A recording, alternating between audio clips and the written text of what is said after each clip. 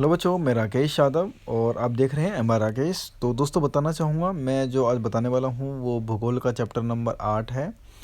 तो इस अध्याय में हम बात करेंगे कि भारत की जो जलवायु है, वनस्पति है तथा अन्य प्राणी कैसे लोग कैसे रहते हैं, है ना। जलवायु कैसे होते हैं, वनस्पति क्या होती है, वन्य प्राणी कौन से होते हैं, सारी जानकारी प्राप्त करेंगे। तो बच्चों बात करते हैं मौसम क्या होता है। देखो, आप मौसम के बारे में प्रतिदिन समाचार पत्र में पढ़ते हैं, हम भी पढ़ते हैं और आप भी पढ़ते हैं, है ना। तो मौसम क्या होता है, तो मैंने आपको इससे पहले जो चैप्टर है उसमें मैंने बताया कि मौसम कैसे बदलते हैं, ठंडी सर्दी कैसे आती है। तो उसमें मैंने सारी चीज़ मैंने आपको बता रखा है। सबसे ज़्यादा ठंड कहाँ होती है, सबसे ज़्यादा गर्मी कहाँ पे होती है, तो इस चीज़ के बारे में हम बात करेंगे आज। अब बात करते हैं क्या सामान्यतः प्रमुख जो मौसम होते हैं वो कौन कौन से होते हैं और कब कब से स्टार्ट होते हैं।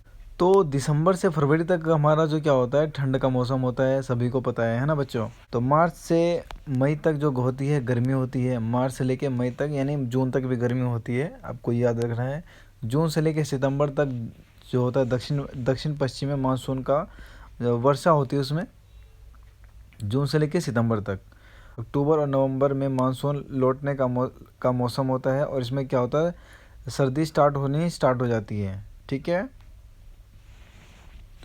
अब जो पहला जो पॉइंट है हमारा है वो शीत ऋतु। शीत ऋतु क्या होती है, विंटर सीजन होते हैं, बोलते हैं इसको इंग्लिश में विंटर सीजन, ठीक है। तो शीत का मतलब होता है ठंडा। तो ठंडे मौसम में सूर्य की सीधी किरणें नहीं पड़ती है, जिसके परिणाम स्वरूप उत्तर भारत का तापमान कम होता है, ठीक है। जहाँ पे हम दिल्ली में रहते हैं या फिर हम उत्तर प्रदेश में रहते हैं या फिर हम बिहार में रहते हैं या फिर हम हरियाणा में रहते हैं, तो यहाँ का टेम्परेचर बिल्कुल क्या होता है, मिडल होता है। अब बात करते हैं ग्रीष्म ऋतु। ग्रीष्म ऋतु क्या होती है, ग्रीष्म ऋतु का मौसम होता है गर्मी का मौसम बोलते हैं इसको, क्या बोलते हैं, गर्मी का मौसम बोलते हैं। तो गर्मी में क्या होता है, गर्मी के मौसम में सूर्य की किरणें अधिकतर सीधी पड़ती है, जिससे क्या होता है तापमान बहुत अधिक हो जाता है, ठीक। इनके समय गर्म और सूक्ष्म पवन बहती है, जो हवा बहती है जिसे हम लू कहते हैं। गर्मी के मौसम में बहुत ज़्यादा गर्मी होती है और जो गर्मी जो जिसमें हवा चलती है उसको हम लू बोलते हैं गर्मी में। दक्षिण पश्चिम मानसून है या वर्षा का मौसम जो होता है वो कैसा होता है, ये मानसून के आने तक आगे बढ़ने का मौसम होता है। इस समय जो पवन जो होती है, जो हवा चलती है, वो हवा चलने के कारण क्या होता है, बंगाल की खाड़ी तथा अरब सागर में स्थल की ओर बहती है, ठीक है। जो हवा बहती है वो क्या होती है, स्थल की ओर बहती है, मतलब ज़मीनी रूप से हमारी एरिया की तरफ आगे बढ़ती है। वह अपने साथ नमी लाती है। जब वह पवन पहाड़ों से टकराती है तब क्या होती है, वर्षा होती है ना। तो बच्चों बात करते हैं मानसून के लौटने का मौसम या सर्द ऋतु बोल सकते हैं हम, ठीक है, जब सर्द ऋतु स्टार्ट होती है। ये मानसून के लौटने का मौसम होता है। भारत के दक्षिणी भागों विशेषकर तमिलनाडु तथा आंध्र प्रदेश में इस मौसम में वर्षा होती रहती है। किसी स्थान पर अनेक वर्षों में मापी गई मौसम की औसत दशा को क्या बोलते हैं, हम जलवायु बोलते हैं। अब बात करते हैं भारत की जलवायु के मोटे तौर पर मानसूनी जलवायु कहा जाता है। भारत की जलवायु को मोटे तौर पर मानसूनी जलवायु कहा जाता है बच्चों, ठीक है। अब बात करते हैं मानसून शब्द अरबी भाषा से लिया गया है, जिसका अर्थ होता है मौसम। हम मौसम बोलते हैं हिंदी में। भारत की स्थिति उष्णकटिबंध होने के कारण क्या होती है, अधिकतर वर्षा मानसूनी पवन से होती है। भारत में कृषि वर्षा पर क्या है, निर्भर है। अच्छे मानसून का मतलब होता है पर्याप्त वर्षा तथा प्रचुर मात्रा में फसल का उत्पादन करना। अब बात करते हैं किसी स्थान की जलवायु की स्थिति ऊंचाई तथा समुद्र तल से जो दूरी होती है उच्चावच निर्भर करती है, ठीक है, उसके ऊंचाई पर क्या होती है, निर्भर करती है। इसलिए हमें भारत की जलवायु में क्षेत्रीय विभिन्नता का अनुभव होता है। अलग अलग तरह की यहाँ पे क्या होती है, जलवायु होती है। भारत के अंदर जो जैसलमेर है और बीकानेर है, ये बहुत गर्म स्थान है एवं कारगिल में बर्फीली ठंडी हवा बहती है। तटीय क्षेत्र जैसे मुंबई तथा कलकत्ता की जलवायु क्या है, मध्यम है, बीच की है। ना ज़्यादा सर्दी पड़ती है ना ज़्यादा गर्मी पड़ती है यहाँ पे, ठीक है, मिडल रहता है। होने के कारण क्या होता है, यहाँ पे बहुत अधिक आर्द्र होती है, मौसम बिल्कुल नॉर्मल होता है। विश्व में सबसे अधिक वर्षा मेघालय में होती है। बच्चों को ये नोट डाउन करना है, जो सबसे ज़्यादा जो वर्षा होती है दुनिया में, सबसे ज़्यादा जो वर्षा होती है कहाँ पे होती है, ये मेघालय में है। इसका नाम ही मेघ है, ठीक है, मेघालय इसको बोला जाता है। ये कहाँ पे होती है, मौसिन राम में होती है। किसी वर्ष राजस्थान के जैसलमेर में वर्षा होती ही नहीं है। एक ऐसा जो हमारा राज्य है राजस्थान, एक जैसलमेर जो ऐसा जगह है जहाँ पे कभी कभी तो किसी वर्ष तो वर्षा ही नहीं होती है, ठीक है बच्चों। तो मैंने आपको ये बता दिया। अब बात करते हैं क्या, अब बात करते हैं प्राकृतिक वनस्पति। हम अपने चारों तरफ विभिन्न प्रकार की पादप जीवन देखते हैं। पादप जीवन मतलब हो गया पेड़ पौधे।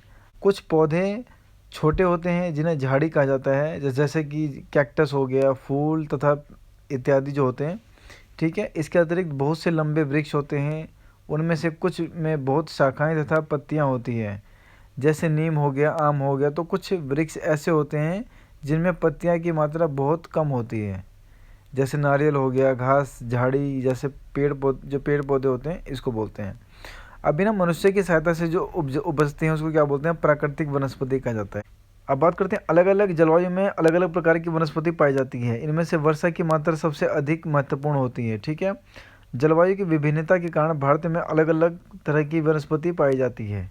अब ये एक पॉइंट बनता है कि जो हमें वनों की आवश्यकता क्यों होती है ना, हमें वन की ज़रूरत क्यों होती है, हम बार बार क्यों बोला जाता है कि पेड़ पौधे लगाओ, पेड़ पौधे लगाओ, क्यों बोला जाता है। तो इसका आंसर है कि हम वन हमारे लिए बहुत ही लाभदायक है। ये विभिन्न प्रकार ये विभिन्न कार्य करते हैं। पेड़ पौधे ऑक्सीजन छोड़ते हैं, ठीक है बच्चों। पेड़ क्या छोड़ते हैं, ऑक्सीजन छोड़ते हैं, जिसे हम सांस के रूप में लेते हैं, तथा कार्बन डाइऑक्साइड को ग्रहण करते हैं। हम क्या करते हैं, हम ऑक्सीजन लेते हैं, कार्बन डाइऑक्साइड छोड़ते हैं। लेकिन जो पेड़ होते हैं वो क्या करते हैं, कार्बन डाइऑक्साइड लेते हैं और ऑक्सीजन क्या करते हैं, छोड़ते हैं, ठीक है। तभी हम अच्छे से श्वास ले सकते हैं, ठीक है, ब्रीथिंग अच्छे से कर सकते हैं, है ना। तो इसी तरह क्या होता है, पेड़ पौधे की जड़ें मिट्टी को बांध कर रखती है तथा इस प्रकार की मिट्टी को अपरदन को रोकती है, ठीक है। अब पेड़ क्या है, जकड़ लेती है मिट्टी को, ताकि जो भी बाढ़ जो आंधी तूफान आए, इसमें क्या होता है, मिट्टी जो है अपनी जगह पे टिकी रहती है। तो इसीलिए क्या होता है कि वनों से हमें क्या क्या मिलता है, वनों से हमें ईंधन मिलता है, लकड़ी मिलती है, चारा मिलता है, जड़ी बूटी मिलती है, ठीक है, लाख मिलती है, शहद मिलता है, गोंद मिलता है इत्यादि। यहाँ से हम क्या करते हैं, प्राप्त करते हैं वनस्पति से, ठीक है।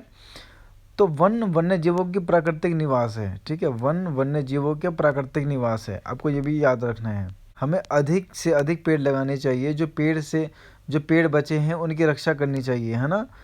तो इससे क्या होगा कि लोगों को पेड़ के महत्व के बारे में बताना हमें क्या है, बहुत ज़रूरी है। जिससे क्या होगा, हमें सांस लेने में दिक्कत नहीं होगी, ठीक है, हमारे चारों तरफ प्रदूषण नहीं होंगे। पेड़ अगर अच्छे से लगाएंगे तभी ये चीज़ को हम क्या कर सकते हैं, रोक सकते हैं बच्चों। तो हमें तभी हमारा जो पृथ्वी है हरा भरा रह सकता है। आपको ये भी याद रखना है, ठीक है। तो इस तरह हमें पेड़ से क्या क्या मिलता है, आप देख लो, सारा चीज़ हमारा पेड़ से ही मिलता है।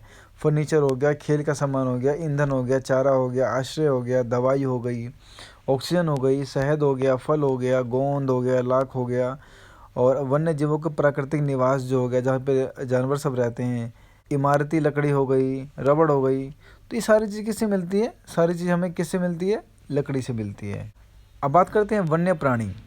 वन्य प्राणी किसको बोलते हैं, बात करते हैं। वन्य प्राणी उसको बोलते हैं बच्चों जो वन के अंदर रहते हैं, ठीक है। तो वन विभिन्न प्रकार के वन्य जीवों का निवास होता है। वहाँ पे वनों में जंतुओं की हजारों प्रजाति पाई जाती है तथा बड़ी संख्या में विभिन्न प्रकार की सरीसृपों का, उभयचर पक्षियाँ, स्तनधारी कीटों तथा कृमियों का निवास होता है बच्चों।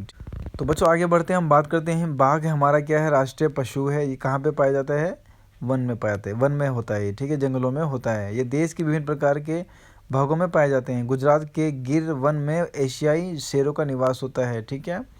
हाथी तथा एक सींग वाले क्या होते हैं, गेंडे असम में जंगल में घूमते रहते हैं। हाथी हो गया, केरल एवं कर्नाटक में मिलते हैं। ऊँट भारत के रेगिस्तान कच्छ केरल में पाए जाते हैं। हिम तेंदुआ, भालू इत्यादि हिमालय के क्षेत्र में पाए जाते हैं।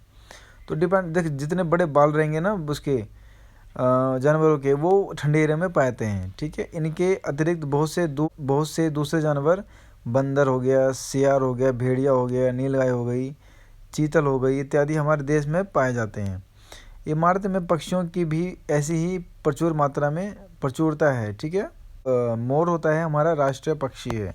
बर्ड्स क्या है हमारा, जो बर्ड है पिकॉक, वो क्या है हमारा राष्ट्रीय पक्षी है। भारत में पक्षी तोता, मैना, कबूतर, बुलबुल तथा बत्तख इत्यादि होते हैं, है ना। अन्य बहुत सारे राष्ट्रीय पक्षी उद्यान है, जैसे कि जो पक्षी को उनका प्राकृतिक निवास प्रदान करते हैं। उद्यान शिकारियों से पक्षियों की रक्षा करते हैं। क्या आप बता सकते हैं कि क्या ऐसे कोई 5 पक्षी का नाम जो हम क्या करते हैं, हमारे घरों में होते हैं, हमारे आसपास होते हैं? आप मुझे कमेंट करके बता सकते हैं बच्चों। भारत में सांपों की सैकड़ों प्रजातियां पाई जाती है। उनमें कोबरा हो गया, कुरेत हो गया, ये प्रमुख है ना। वनों को कटने तथा जानवरों को शिकार के कारण भारत में पाए जाने वाले वन्य जीवों की प्रजाति तेजी से क्या हो रही है बच्चों? नष्ट हो रही है, घट रही है। बहुत सी प्रजातियां तो समाप्त होने पर आ चुकी है। उनको बचाने के लिए बहुत से नेशनल पार्क जैसे पशु विहार हो गया, जीव मंडल हो गया, ठीक है, आरक्षित क्षेत्र जैसे स्थापित किए गए हैं। सरकार ने हाथियों तथा बाघों के बचाने के लिए बाघ परियोजना तथा हस्त परियोजना जैसी परियोजनाओं को शुरू किया गया है। ठीक है, तो मुझे आप कमेंट करके बता सकते हैं कौन सा परियोजना शुरू किया गया है। ठीक है बच्चों, ये वीडियो थी, और वीडियो आपको बच्चों हेल्पफुल लगे तो लाइक कर सकते हैं, और अभी तक अपने चैनल को सब्सक्राइब नहीं किया प्लीज़ सब्सक्राइब कर लीजिएगा। मैंने आपको चैप्टर जो है कंप्लीट करवा दिया है, आप मुझे कमेंट करके उसका आंसर दे सकते हैं। मैंने पूछा था अपने आसपास के जितने भी कोई भी आपका एनिमल्स है, कोई भी है, उसको मुझे आप कमेंट करके बता सकते हैं कि कौन कौन से हैं। ठीक है, और कोई दिक्कत है और कोई डाउट है तो मुझे आप कमेंट करके पूछ सकते हैं। मैंने भूगोल का जो चैप्टर है कंप्लीट करवा दिए हैं पूरे 8 के 8 छठी क्लास के बच्चों के लिए। ठीक है, इसके बाद हम हिस्ट्री पढ़ेंगे, हिस्ट्री को देखेंगे, इतिहास देखेंगे छठी क्लास के बच्चों को, और समझेंगे कि इतिहास क्या होता है और इसके बारे में जानकारी प्राप्त करेंगे। ठीक है, और क्वेश्चन आंसर ये सारे चैप्टर कंप्लीट होने के बाद ही मैं आपको सारा चीज़ करवाऊँगा। ठीक है, ये 3 जो चैप्टर है, नागरिक शास्त्र हो गया आपका, और ये भूगोल हो गया, और इतिहास हो गया, ये सारी चीज़ कंप्लीट हो जाएगी तभी मैं आपको क्वेश्चन आंसर भी साथ में करवाऊँगा। थैंक यू बच्चों।